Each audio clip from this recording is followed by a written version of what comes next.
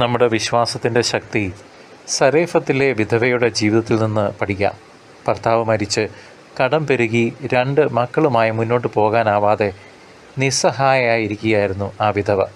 എന്നാൽ ദൈവം ആ സ്ത്രീയെ മറന്നില്ല.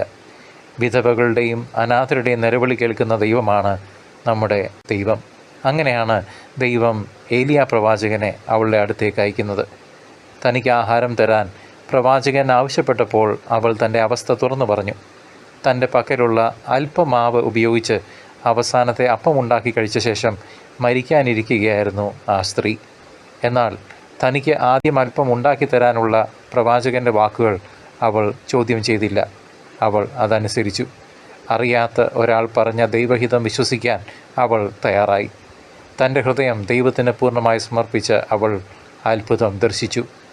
ഈ വിധവയെപ്പോലെ സഹോദരങ്ങളെ, നമ്മുടെ ജീവിതത്തിലെ പ്രതിസന്ധികളിൽ നാം ദൈവത്തെ വിശ്വസിക്കുന്നുണ്ടോ? നമ്മുടെ വിശ്വാസം എത്ര വലുതാണ്? ആത്മപരിശോധന ചെയ്യാം. ഈ വിധവയുടെ വിശ്വാസവും സമർപ്പണവും മൂലം അവളുടെ കലത്തിലെ മാവ് കുറഞ്ഞതുമില്ല, ഭരണിയിലെ എണ്ണ തീർന്നതുമില്ല. ദൈവത്തിന് നമ്മെ സഹായിക്കാൻ കഴിയും എന്ന വിശ്വാസം നമുക്കുണ്ടോ? നാം അനുസരിക്കാൻ തയ്യാറാണോ? നമ്മെ സഹായിക്കാൻ ദൈവം അയക്കുന്നവരെ വിശ്വസിക്കാൻ നമുക്ക് സാധിക്കുന്നുണ്ടോ? ഈശോ നമ്മോട് പറയുന്നു, നിങ്ങളുടെ വിശ്വാസം എത്ര വലുതാണോ അത്രയും മഹത്തായ അത്ഭുതങ്ങൾ നിങ്ങൾ കാണുമെന്ന്. സഹോദരങ്ങളെ, നമ്മുടെ എല്ലാ ആവശ്യങ്ങളും ദൈവം കാണുന്നുണ്ട്. ചിലപ്പോൾ നമ്മുടെ പ്രതീക്ഷകൾക്ക് വിപരീതമായി ദൈവം പ്രവർത്തിച്ചെന്ന് വരാം.